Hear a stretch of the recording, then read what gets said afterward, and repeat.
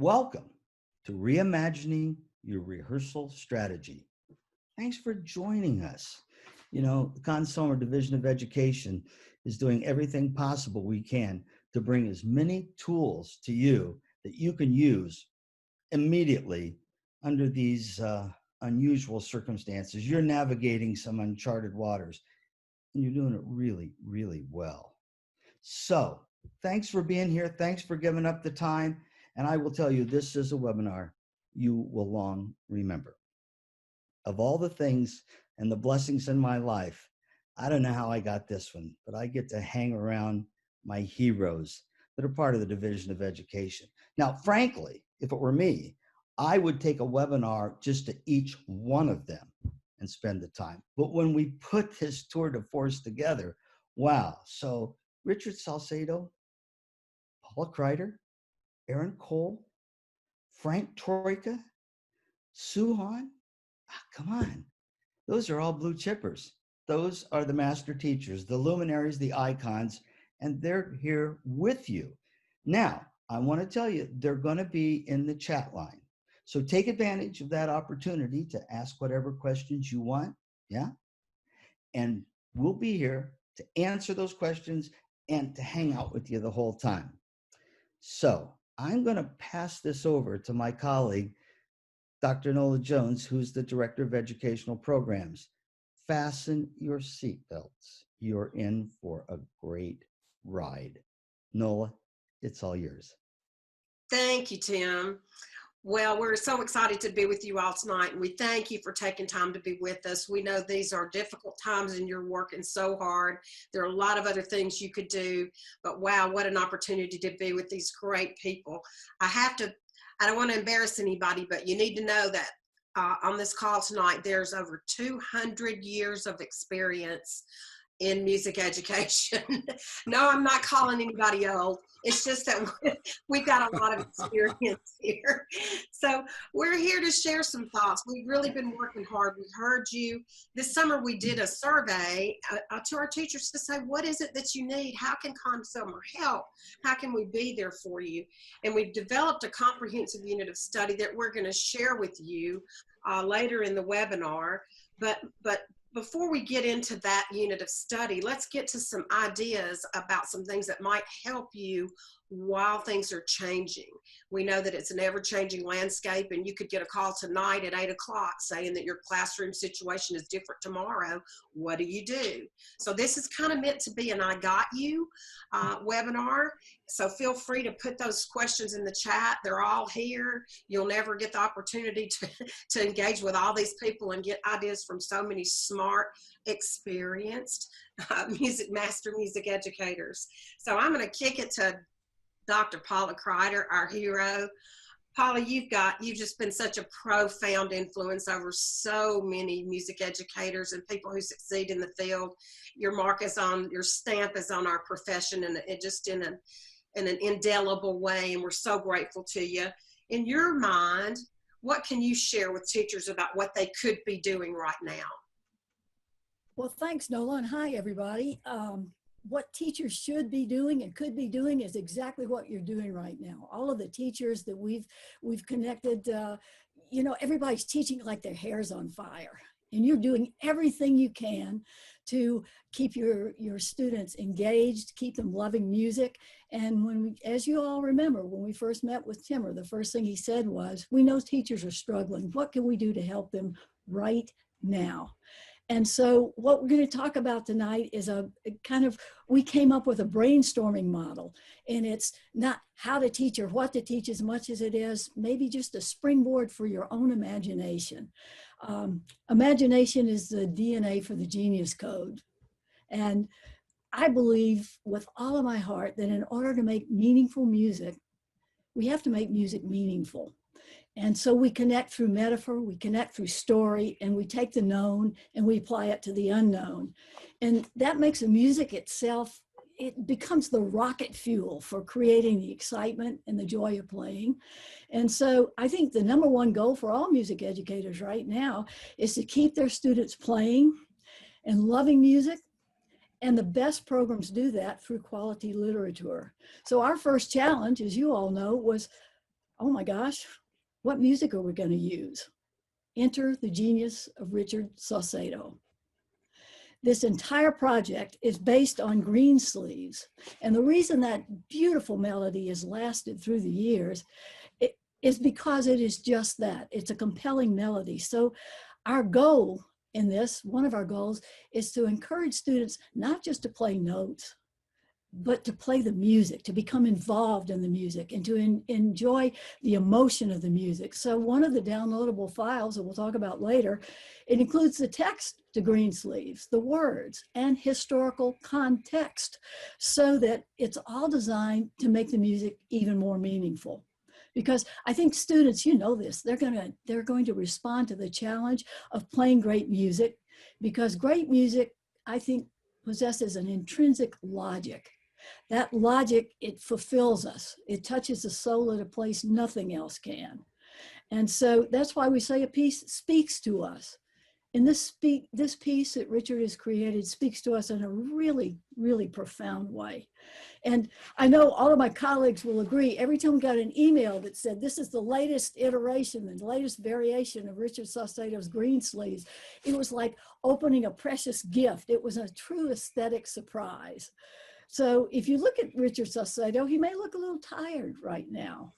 It's because the boy has gotten no sleep for the last 2 months. And I kid you not, everything that we're doing, we're so grateful to Richard.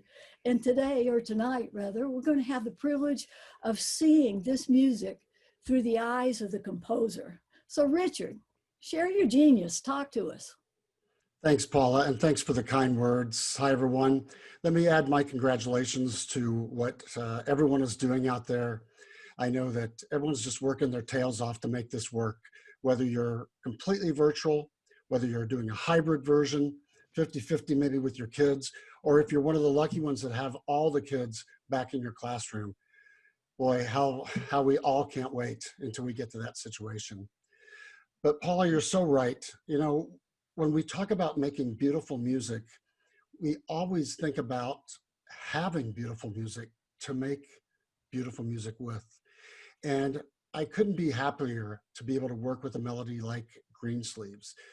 It's always been one of my favorite melodies. And you talked about melodies lasting the test of time. This one has done it. I know in some of the great history information that you give us in this wonderful project about Greensleeves, folks will learn how it has lasted through the years. But I tell you, you know, I'm all about when a student plays, I want them to feel goosebumps from the music that they're playing. I want them to feel it inside. We all want that. That's what makes music, especially ensemble music, so special in our curriculum. So to be able to use a beautiful piece like Greensleeves has given me goosebumps as I sat down to write it. And I hope that when you guys, when everyone out there gets a chance to check out this project in its entirety, that you'll see that hopefully we provided you some great opportunities to make some beautiful music. So what I've tried to do with this first movement of Greensleeves is do it pretty traditionally. Do it lyrically, so we can talk about tone, we can talk about blend, we can talk about balance. So maybe even if you're doing things in a virtual world right now, if your kids can get things taken care of individually, then when they come back together, their chances of putting together something beautiful is going to be that much higher.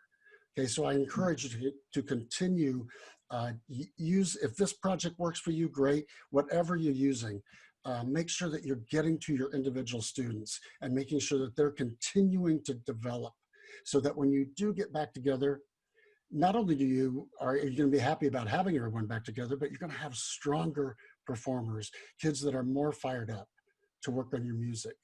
Now, one of the nice things about what we're doing with instrumental inspirations is that we are doing a flex instrumentation with these, so that it really doesn't matter what kind of ensemble you have in terms of instrumentation. So if you have a small group where you're missing parts, or you have even a big group where for some reason you happen to be missing a section, it's just been a bad recruiting year for those instruments or whatever, these arrangements will still work for you. If you're in a combined class where you have orchestra students and band students. They will also work. Okay, so that's the thing I'm most excited about, is that we've tried to make this beautiful music Greensleeves flexible in the arrangements. So no matter what class you're standing in front of, you can still have a full experience for your students. Now, speaking of beautiful music and making artistic music, which you know is always our goal, I want to give a shout out to my great friend and colleague, Sue Hahn, who is director of orchestras right now at Baldwin Wallace Conservatory. Sue is just a genius in every sense of the word. I had the great pleasure of working with Sue at Carmel High School as he was developing his conducting abilities and just his music education abilities. And you talk about someone who will make beautiful music. When I was writing Greensleeves, I was thinking about what would Sue do if he was conducting this.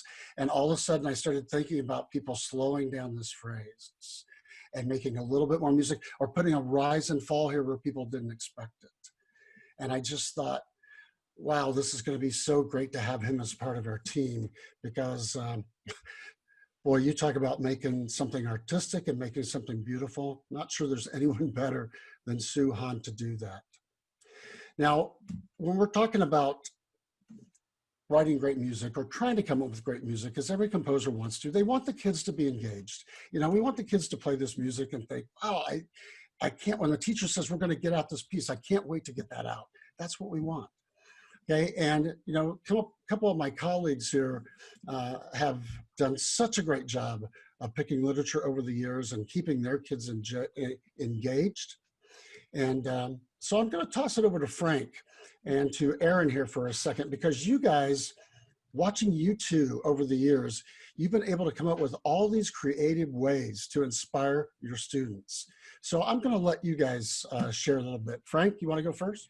Thank you, Richard. And I have to tell you right up front, it is a pretty daunting task for me to take your work and then try to pull it apart and then make it into something that's going to be accessible for students. I feel a little bit like I'm overstepping my bounds in some ways. You've done such a fantastic job. And I would, in the spirit of full disclosure, I sent all my materials to Richard to say, okay, am I on the right track here? I don't want to do anything that in any way violates the spirit of your intent here. And of course, Richard, being the most humble and gracious person ever, is just so thankful for all of our efforts. So Richard, thank you for all of that. Thanks, Frank. You know, in working with my own students, what I did is I adapted materials that I had used in previous repertoire, and then use those same strategies for putting together some ideas here that are not meant to be sort of a one and done, here's a worksheet, go do this, because that's too short term.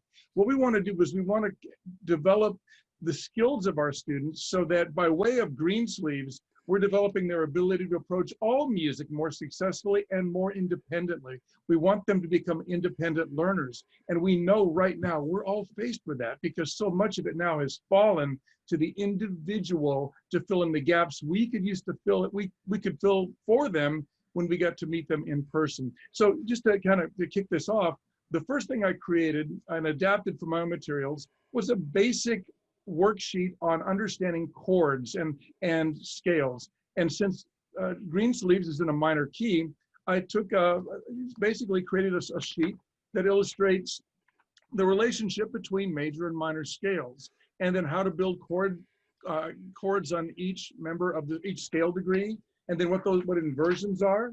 And then I took basically the melody of Greensleeves as set down by Richard and created the chord progressions that accompany that melody so kids could actually analyze the chords. Now, this may seem like advanced stuff. Well, I'm telling you it's not. It's very basic. I did this with my own students, and I'm talking at the top of the program and at the bottom as well. And I never made it an assignment for a grade. I never made it a mandate. I made it as a collaborative project, so we were all contributing to this sort of at our own pace. And what I discovered is when there was no deadline, no grade attached to it, the kids just took it and ran with it. And the next thing you know, they are analyzing things on their own and they're figuring things out.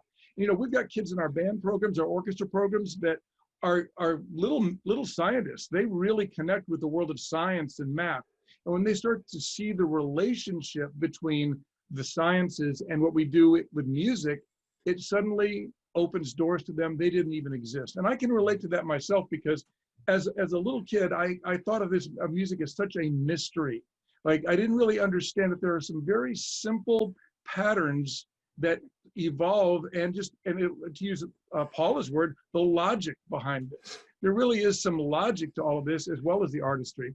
So I just had this conversation just yesterday with a student about how I was just mystified by the bass clef. Me being a clarinet player, I didn't really understand the bass clef as an extension of the treble clef. It's just ledger lines with the clef sign next to it. And once I made that connection, suddenly all sorts of doors opened up that really were there to begin with, but I just didn't know how to walk through them. And so these materials are designed to develop the skills of their musicianship as well as their intellect behind it. Give them a little bit of insight into the composer's intent and how music exists and the patterns that they're going to see in the popular music that they listen to all the time.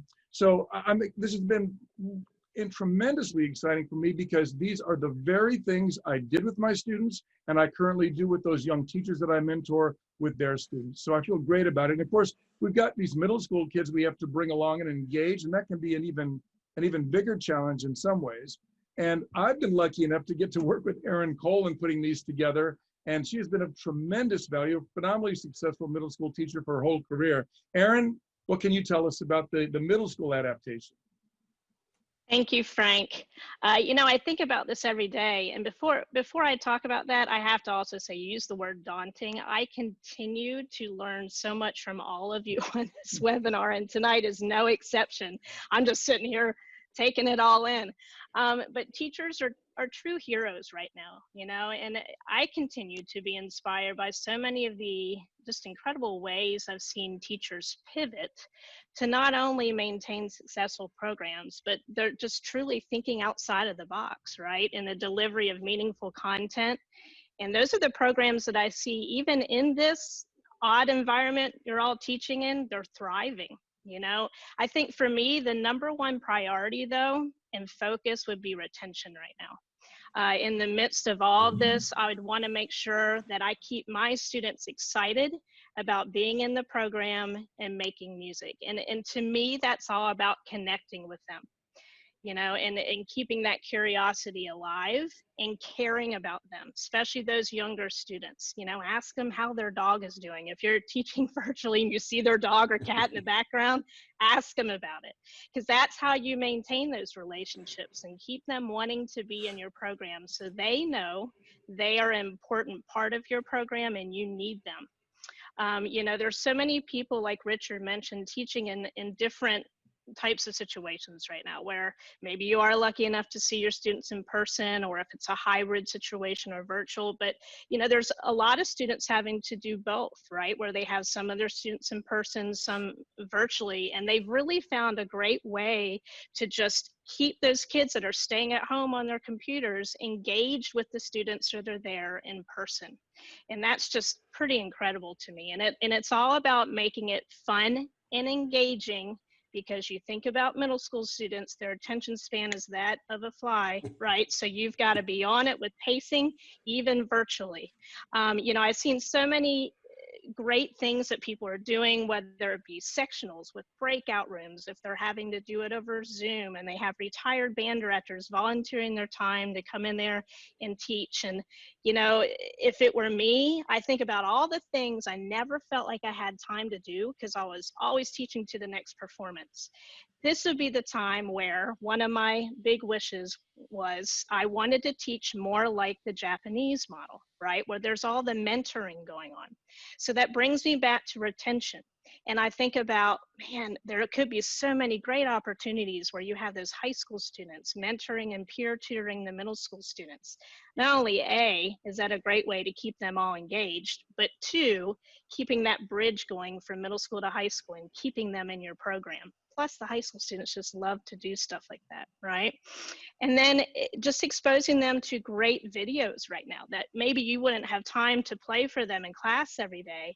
And we have a resource page for you tonight, and I included several gave them to Nola for this resource page, videos and links that you can click on for activities, like this cute little Star Wars activity. So check that out. But the project we're working on right now, I say we, really all the people on this call that have put together for you with green sleeves, is not like anything else I can ever think of. And if I were teaching right now, this would be a no-brainer for me.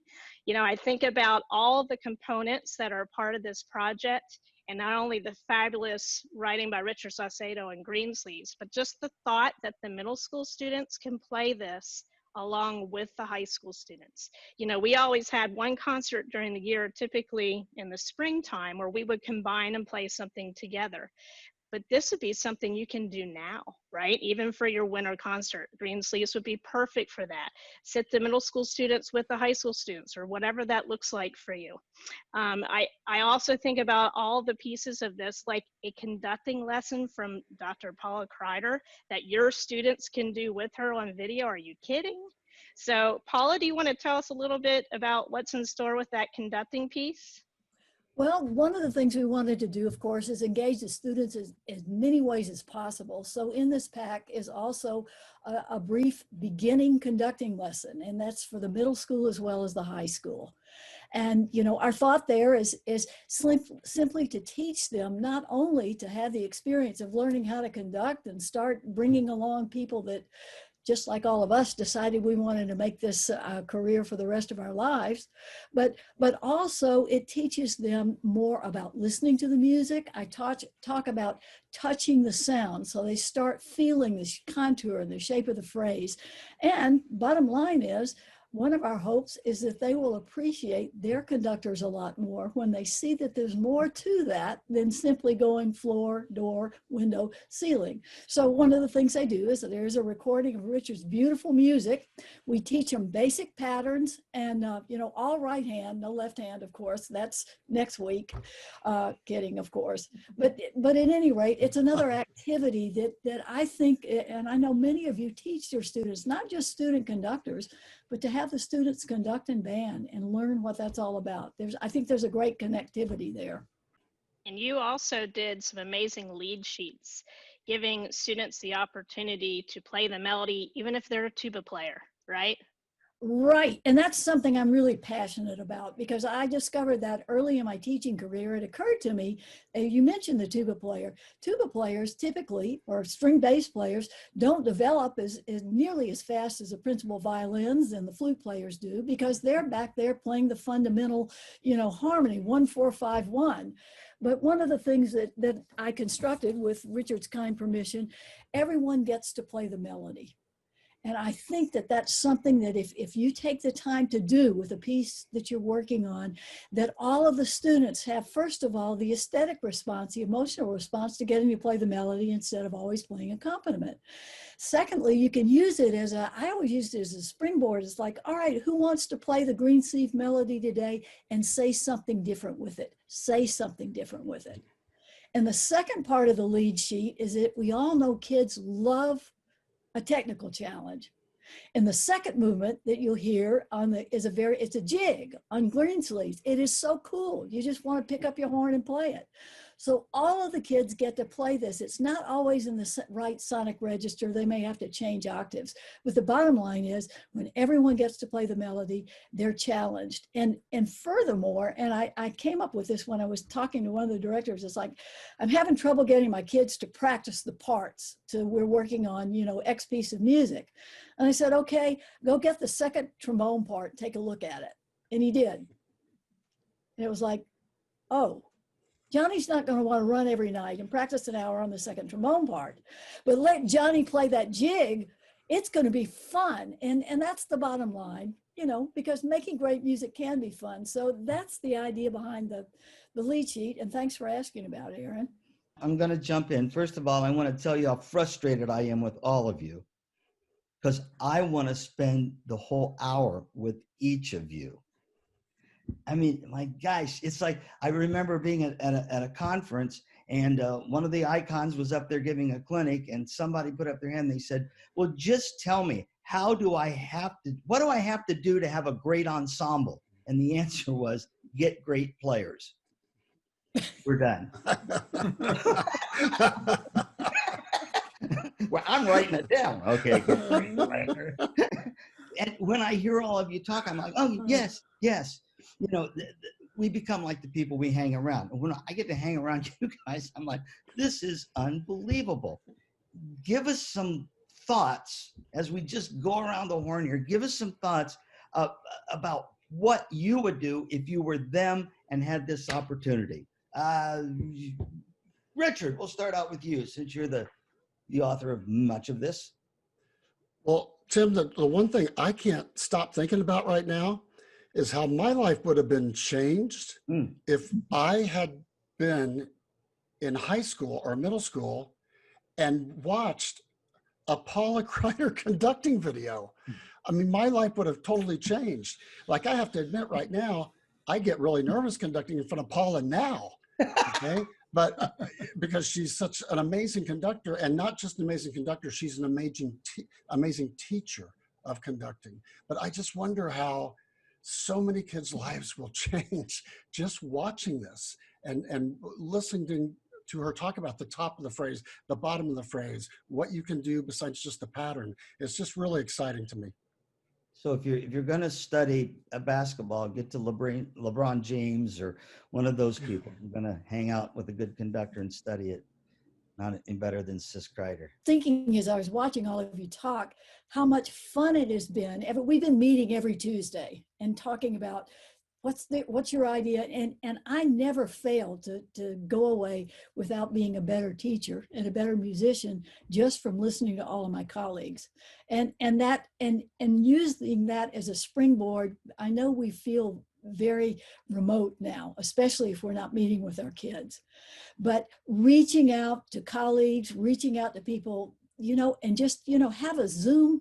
We have a Zoom happy hour, not this particular group, but as you know, I have a few bottles of wine here at the Black Dog Ranch, and we have a Zoom happy hour every Friday with some of my musical colleagues, and we just talk about music and life, and it is, we learn so much from each other, and I think that's a takeaway from everything that we do.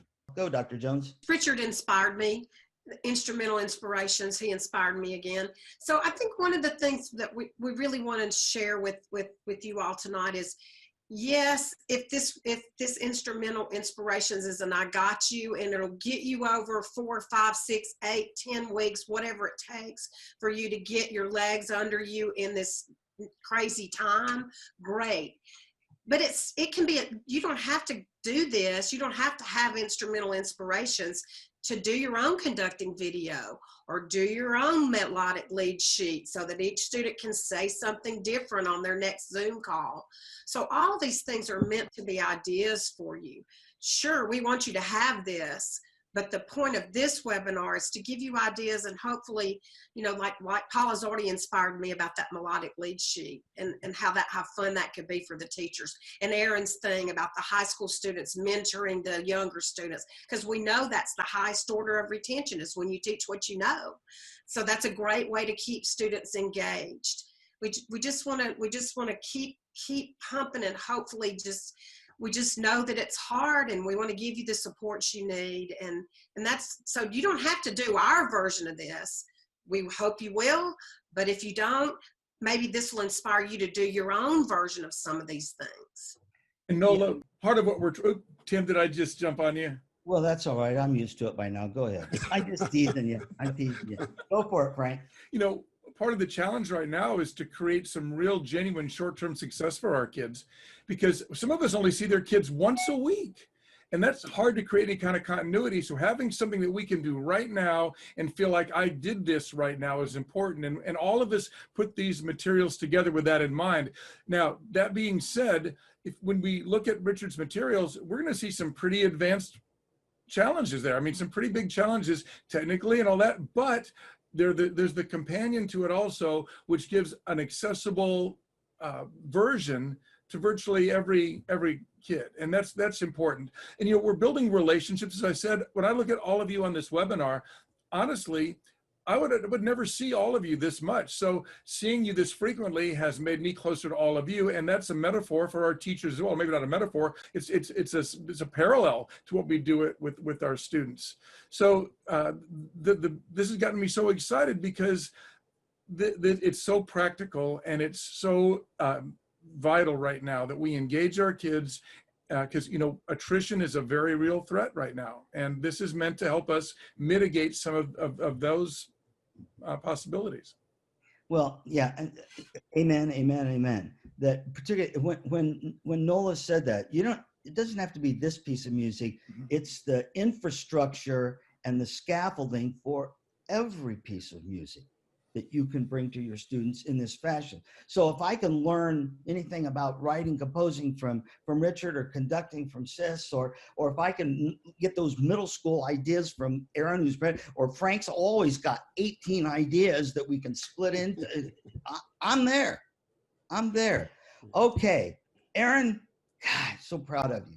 Tell us what you got. Come on, you're the best. So, I hear the common word is collaborating. And I think it's a great idea to collaborate with each other to get ideas. The power of social media that makes it so much easier nowadays. But I think it comes back to only you know your students and what's going to work for your program and with your students and what's going to light that fire. So I keep coming back to keep it fun, keep it engaging. No matter what it is that you do, we got to keep them in the program. So wise. Dr. Jones, what have you got? Well, Tim is always fond of saying you can count the seeds in an apple, but you can't count the apples in the seed. And I keep remembering this right now. Teachers are my heroes. I really believe history is going to look back on this period and say that teachers were one of the conduits that kept our society from disintegrating, because you're keeping children alive. When I look at Scott Egger's social emotional learning units that he's doing out there and the work that he's doing and using music as the vehicle and all of these other things, what you're doing matters. You're changing lives now in a way that no one else can do. So just when you don't give up giving up and just remember that you are the seeds and there's no way to count the apples. That's beautiful. When you look at the way this is split out, everybody, and again, you can do this with any piece of music. You can do it with Go Tell Aunt Rhody if you want to, right? And shape a phrase and how do you feel, and play it sad and play it mad and play it glad and connect it to your heart. Because all this panel, we all believe if we can communicate to students that music is a language and they can express themselves through that language in a way that they may not be able to any other way. Some of them can't talk it, or they're afraid to say it, but man, with that instrument in hand or that violin right there, and you can feel that's what you do. And frankly, that's why everybody is on this panel, was because of one of you. It was a music teacher that got us here.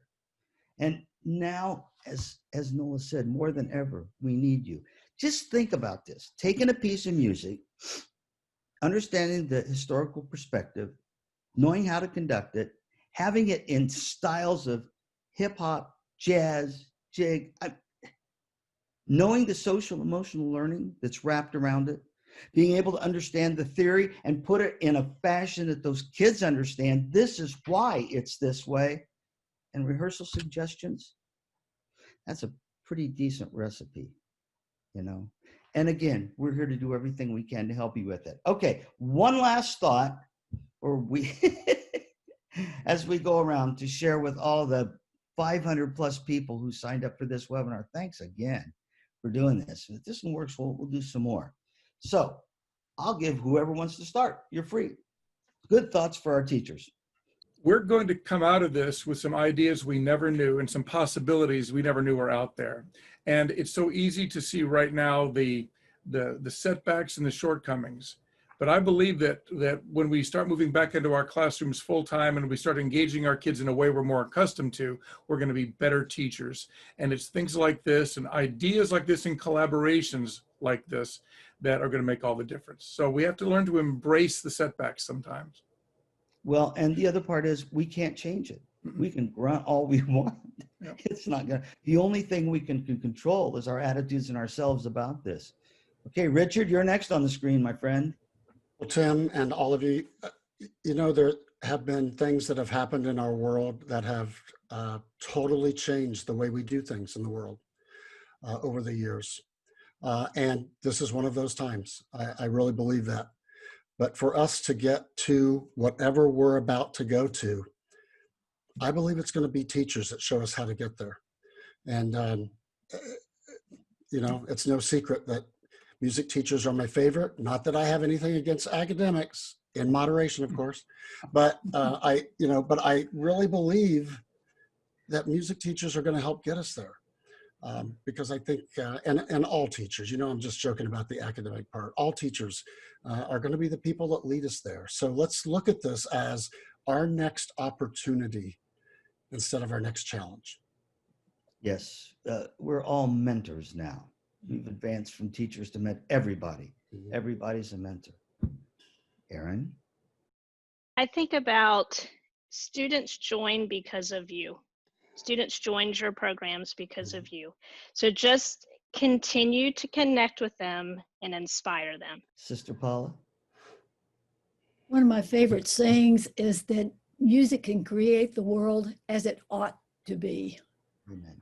And I think that's what we're doing right now. And I want to say to all of the teachers, you know, you're the most dedicated people in the world, because you're absolutely, if you're in the classroom, you are absolutely putting your life on the line for this profession. And I can't tell you, I get a little verklempt when I think about it, because that dedication, but don't ever lose the sight of the fact that you mean so much to your students. You are their anchor right now. And what we can teach them through the love of music is a gift that no one else can. So hang in there, teachers, and know that, and I mean this sincerely, and I speak for all of my colleagues, Conn-Selmer has your back. If you ever need us, all you have to do is, and most of you know that, send us an email. If all you need to do is just unload and tell us what's going on, you've got a good ear, because we understand and we're there for you. God, this is profound. I should be writing this down. The train doesn't go faster than the engine, and you're all the engine for your band and orchestra programs. So those kids are counting on you all the time. And of course, that's why you're here in the first place. The people watching this are the ones that are trying to find one new tool. Just give me one new wrinkle that I can use. Just one thing. It'll be worth the hour. Before I pass it back to Dr. Nola Jones, who has championed this thing from the onset. You cannot imagine the amount of hours and effort and grind and grit and so forth. But for all of us, it's the mountain we climb. I watch the Discovery Channel, and I see those people on top of Mount Everest where they get the photo op at the summit of the world, and I think, oh, I could do that. Well, I wonder if there's a way they could just fly me up there. No, it is a constant climb. So I'm going to widen the spotlight just a little bit and give a shout out to some people over the infrastructure, our Division of Education, and none of this would happen without them. And I'll get rid of the titles. Mike Campice is a saint, and he carries us through. Our managing director, Elisa Jones, who's behind the scene right now, making sure all this works. Erin Cole, who's one of our staff mentors, Rania Elkara, Rob Rocket and his whole marketing team just knocked it out.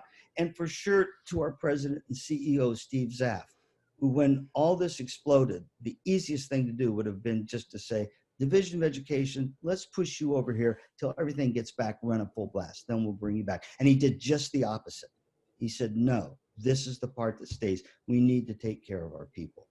And boy, has he done that beautifully. So, Dr. Jones, I will give you the final word. And I have to reiterate about Elisa Jones and what she's done to make this whole vision become a reality. Lisa's going to be the angel and put this 3 slides here that we'll share with you about the specifics of the unit, because you're saying, what is all this? So I think she's going to do that now, but it just goes without saying, we couldn't do this without you, Elisa, and we're so grateful. The first package, we're going to drop this in 2 units, and the starter pack, what it will include is the Green Sleeves theme, Variation 1 and Variation 2 by Richard Saucedo. The printable score and parts, MP3s. You get the intermediate and advanced version for orchestra, band, and string orchestra. It's linked to national standards, everything that we've done. So think Create, Perform, Respond, Connect. The SEL units by Scott Edgar are included in this. The history unit, it's a PowerPoint that Paula put together, and a handout for your students. The rehearsal and discussion materials for band and orchestra that were created by Frank Troyka, Erin Cole Steele, and David Eccles. The melodic lead sheets for orchestra and for band that were created by Paula Crider and David Eccles. The music theory that was created by Frank Troyka, and the conducting lesson that's actually a video of Dr. Crider teaching.